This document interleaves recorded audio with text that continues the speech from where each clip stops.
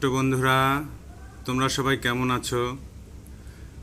আজ দেখো, তোমাদের বইয়ের একটি পড়া নিয়ে আমরা এসেছি। সেটা হচ্ছে খাবারের ভালো কিছু অভ্যাস। আমরা যারা ছোট্ট বাচ্চা যারা আছি তারা আমাদের মা বাবার কাছ থেকেই শিখব।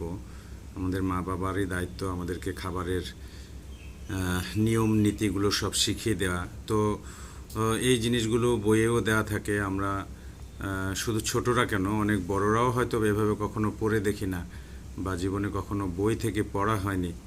তো সেই জিনিসটাই আজকে একটু দেখাচ্ছি। আমাদের অবশ্যই খাবারের আগে এবং পরে ভালো করে সাবান দিয়ে হাত ধুয়ে নিতে হবে। প্রতিদিন 3 বেলা যেটা ভারী মিল আছে আমাদের, সেই ভারী মিলের জন্য একটা ফিক্সড টাইম আমাদেরকে রাখতে হবে।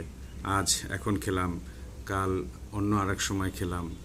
হ্যাঁ, এই কাজগুলো করা অনুচিত। আমাদের খাবার কখনোই অপচয় করা উচিত নয়। এটা যারা আমরা ইসলাম ধর্মাবলম্বী যারা আছি তারা আমরা হাদিস কোরআনেও পেয়ে থাকি, খাবার অপচয় করা খুব গর্হিত একটা কাজ।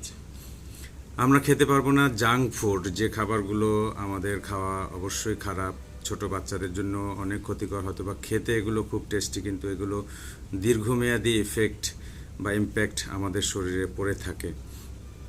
আমরা অবশ্যই কোনো অরক্ষিতভাবে ঢাকনা ছাড়া কোনো খাবার আমরা খাবো না, কারণ আমরা জানি ধুলাবালি, নানা ধরনের ময়লা আবর্জনা বা মশা মাছি বসে, এগুলো সেসব খাবার আমাদের খাওয়া যাবে না।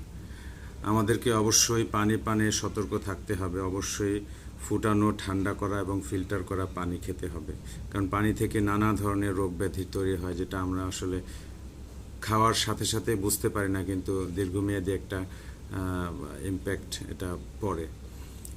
আমাদেরকে প্রচুর পরিমাণে পানি খেতে হবে। যারা তোমরা ছোট্ট বাচ্চা আছো তারা প্রতিদিন অন্ততপক্ষে 1 থেকে 1.5 লিটার পানি খাবে।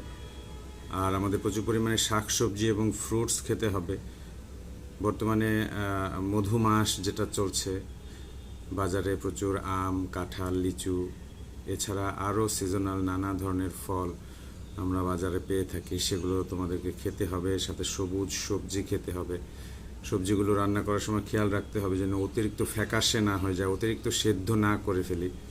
হালকা তেলে একটু সবুজ সবুজ করে আমাদের সবজিগুলো খেতে হবে, এবং প্রচুর পরিমাণ চাবিয়ে খেতে হবে।